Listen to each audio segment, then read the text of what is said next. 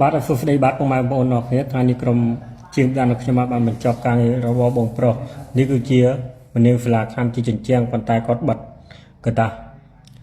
ចឹងគឺសងខាងនេះគឺមនាងសាលាទាំងអស់ពុកម៉ែបងប្អូនហើយខាងលើនេះគឺផ្ដានហុកគុណហុកបាទពុកម៉ែបងប្អូនមានមើលការចាត់តមកក្រុមការខ្ញុំបានហើយនេះគឺជាអំពូហុកគុណហុកដែលបងព្រមចាត់ផ្ទះគាត់បានកំងក្រុមការខ្ញុំបានដឹកយកមកឲ្យគាត់ចឹងគឺក្រុមការខ្ញុំបានធ្វើពីដាននេះរួចរាល់ហើយគឺគាត់ចង់បានអំពូហុកគុណហុកដើម្បីដាក់ទៅឲ្យវាសមទៅនឹងពីដានបាទពុកម៉ែបងប្អូនមានដំណើរការចាត់តមកក្រុមការខ្ញុំបានតាមរយៈលេខទូរស័ព្ទ07690928និង0786909928នេះគឺជាអំពូហុកគុណហុកគឺដាក់ទៅគឺសមទៅនឹងពីដានហុកគុណហុកនេះបាទសូមអរគុណពុកម៉ែបងប្អូនចំពោះការទស្សនាវីដេអូក្រុមការខ្ញុំបាទ